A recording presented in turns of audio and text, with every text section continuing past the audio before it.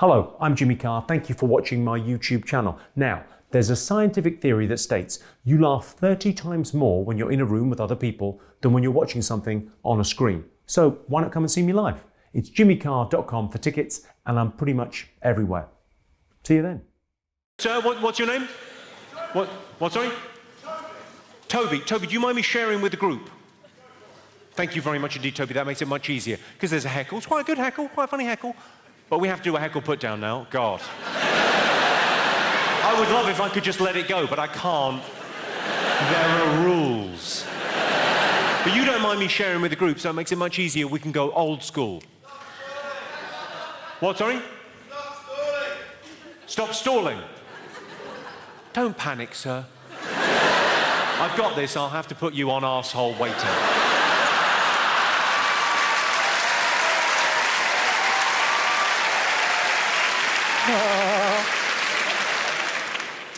Toby's mum is so fat. She's a fucking disgrace, Toby. Your mum is such a chunky monkey wobble slob. Fatty boom batty blubbernaut. She's so fucking fat, when she fell down the stairs, I thought EastEnders had finished. Boom, boom, boom, boom, boom, bum, bum, bum, bum.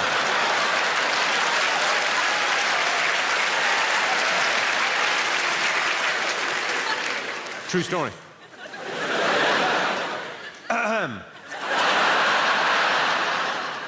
You, sir. What did you say? What was it? Stop stalling?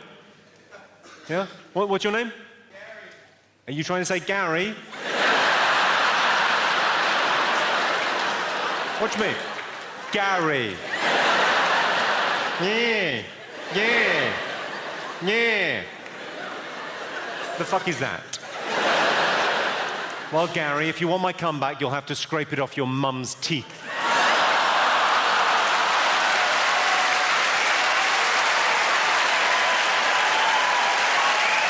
I'm 10 years into a relationship now. Anyone beat that? Anyone longer than 10 years?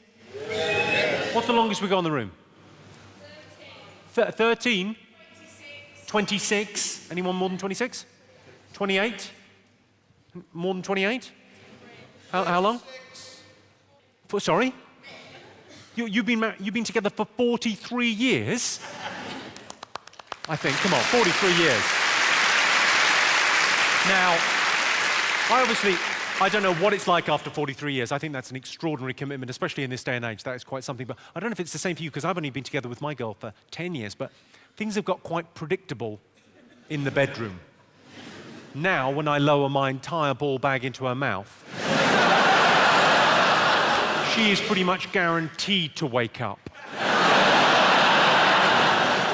Same?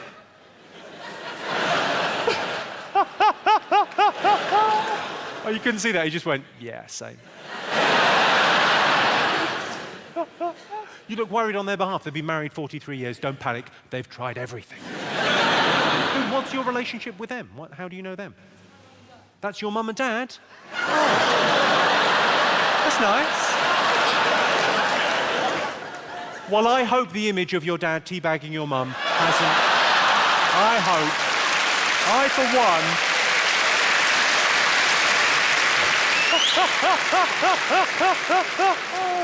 I don't know about looking your parents in the eyes again. I don't think you'll be able to drink tea. Hi. Dave and Susan, they've been going out for years and years and years, 10 years, since college. Susan went home for the weekend to see her parents. They had Sunday lunch together, they got a little bit tipsy over lunch. Nothing the matter with that, you would think. Lovely. All the way up to Hull to see them. Got drunk over Sunday lunch. Somehow the topic of wife swapping came up. And her parents, for a joke, said, oh, we were terrible for that back in the 70s. Oh, keys in a bowl at a party. Oh, terrible. Oh, always doing it. We don't know who your real dad is. They said that to their daughter. Now, she was fine at the time because she was drunk at a lunch. But then on the train ride home, she starts to feel a bit grimy and horrible and, oh. And eventually she works herself up into a real state. She thinks, well, maybe it was a joke on me. Maybe they were joking, but I was the butt of the joke. Maybe they did do that in the 70s. Maybe he's not my real dad. Oh, God. Oh, God. She got into Dave, and of course what Dave should have done is taken her in his strong, loving arms. Hey, it's just a silly joke. I'll pop the kettle on, I'll make you a cup of tea, I'll run you a bath. Shh, shh, shh, shh, shh. That is what he should have done. But that's not what he did, that's not what he said. What he said, without skipping a beat, I've killed an African child. But what he said, without skipping a beat, straight away, who got your mum?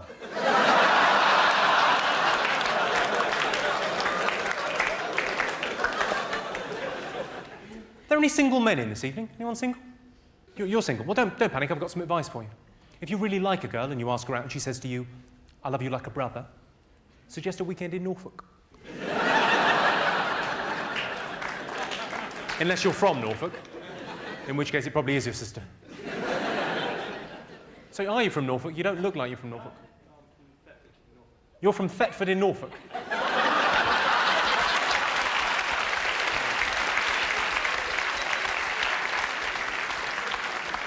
And is that your sister, girlfriend, both? So, and you're here with your sister? Not really, though. Saturday night out, I'll take my sister. She's a looker. Have you ever with the... I'm only asking. Do you think your sister's attractive, can I ask? Do you think she's attractive or not? She's okay. Did you give her one?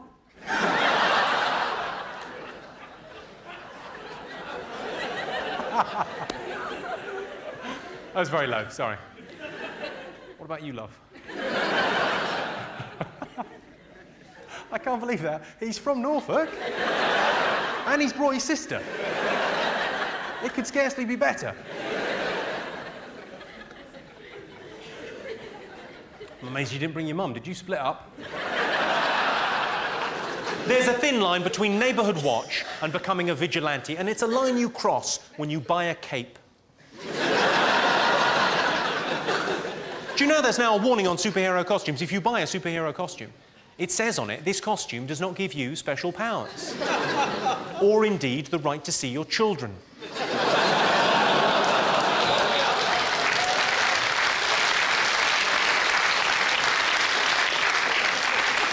Kids say the funniest things. Please don't hurt Mummy. She's already dead. Are there any mums in? By shouting out, who's a mum? Yes. Proper ones, not just ones that have done it to get a flat.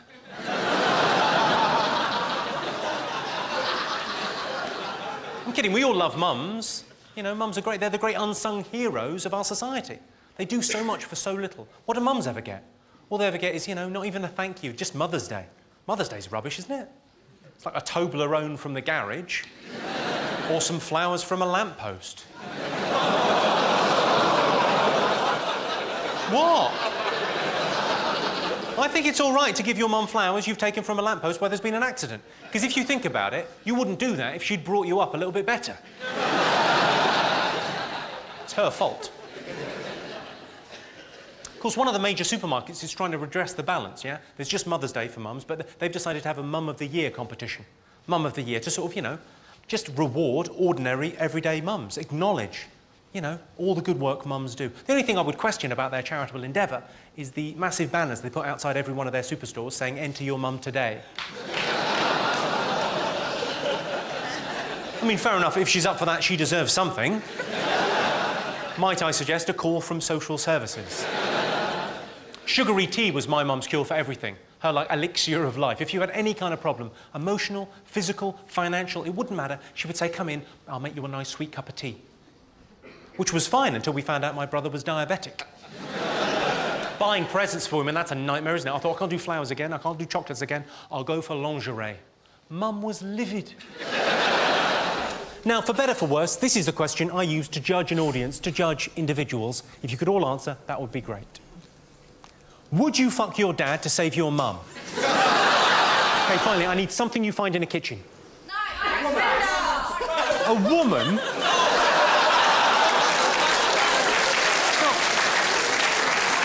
It's not 1974. You can find in a kitchen, a woman. She'll have my tea on.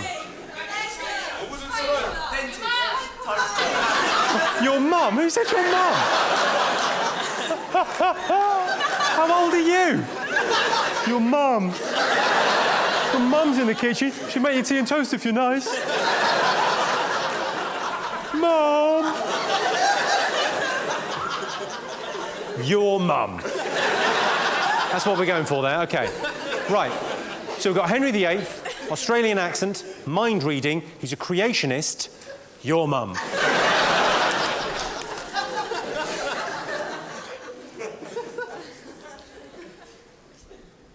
Should we leave it there? Genuinely. That is all the improv I do. That's my favourite bit, the bit where people shout out suggestions. The actual play bit at the end, I always think, is a bit shit. I'm always suspicious they might just be making that up. You actually look disappointed as an audience now. You're like, oh, I thought it was going to be really good. The Aussie Henry VIII and his mum. Oh, yeah, do you want to get married? I can read your fucking mind.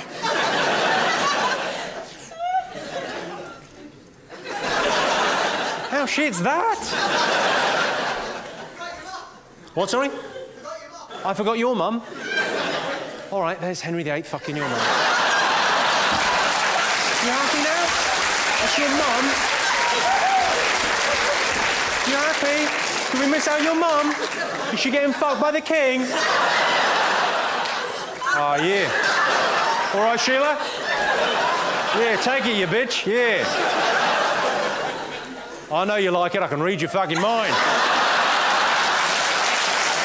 You happy now? You all right now? Go on, what was the question? What would you rather do? Suck off your dad or lick out your mum? Wow. Yes, I think if I'm not mistaken, that's one of Wittgenstein's theorems. You'd suck off his mum. He's done you. He has done you.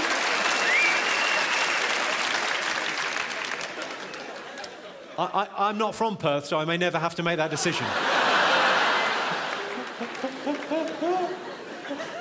Fucking hell. You sound like you come from a very broken home. I'm not suggesting you fucked your mum, but only because you wouldn't want to two-time your sister.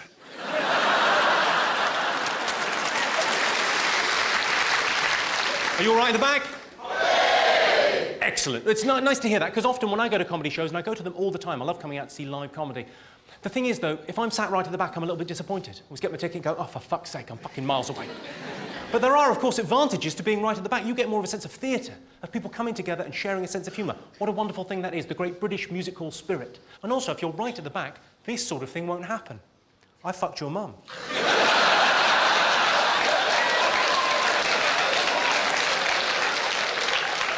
That's not going to happen to any of you.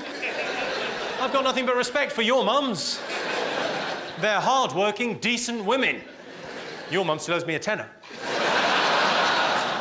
I'm joking. I owe her a tenner. Bluff. I'm your real dad. Kidding, no one knows who your real dad is. That isn't your mum there, is it? Sorry.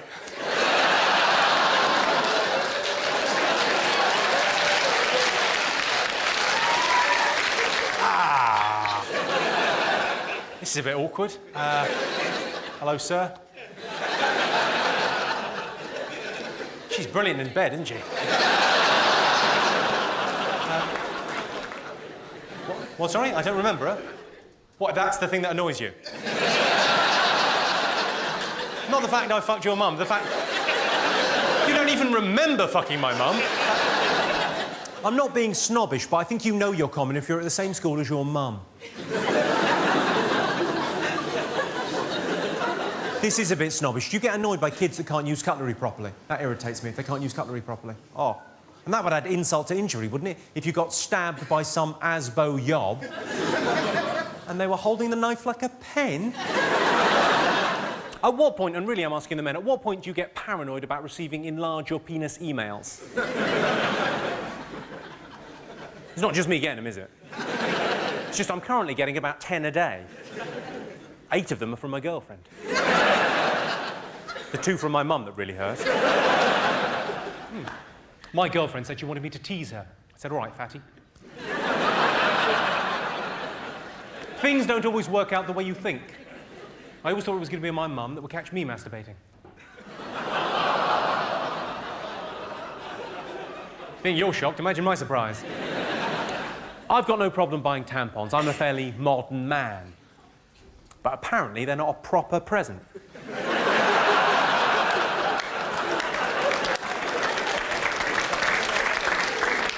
Happy birthday, Mum! Watching sex on telly with Mum and Dad, that's embarrassing. I didn't even know they knew to use the camcorder. You know those anti-AIDS red ribbons? You don't see so many of them around these days, do you? That is, I think, because these so-called anti-AIDS ribbons actually offer no protection. You think you're upset? I found out from a bloke in the gents. Do you realise that last joke makes me sound a little bit gay? I'm not. I realise I'm wearing the kind of shirt that's often lifted. But I'm not. My own mum thought I was gay. When I was 19, my mum was convinced I was gay. It's very difficult to convince your mum you're not gay. Until we got a camcorder, I was fucked. My mum told me the best time to ask my dad for anything was during sex. Not the best advice I've ever been given. I burst in through the bedroom door saying, "Can I have a new bike?" He was very upset. His secretary was surprisingly nice about it. I got the bike. My absolute favourite Christian organisation of all time. It's called Christians Against Teenage Pregnancies. That's the Everest of hypocrisy, isn't it? If Jesus taught us nothing else, he taught us that the unwanted babies of teenage mums can turn out all right. You look as if you didn't quite understand that. Do you know who the protagonist is? It's Jesus. Born at Christmas or Easter. You must have heard of him.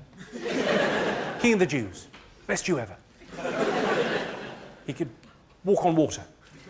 Well, he probably couldn't walk on water. His mum probably just exaggerated. He was probably very good on ice skates. Well, this is the last one. I'm going to leave you with this, ladies and gentlemen. It's been a pleasure talking to you this evening. Obviously, this is it's a lovely T-shirt. World's best dad. I don't know, are there any dads in? Yeah, this may be a nice thing for you to wear around the house. World's best dad. Nice, you wear that with pride. World's best dad. I fucked your mum.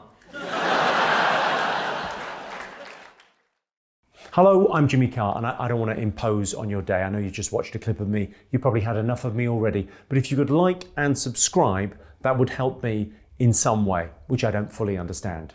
I think basically if you like and subscribe, then down the line I have a more comfortable retirement. I don't know.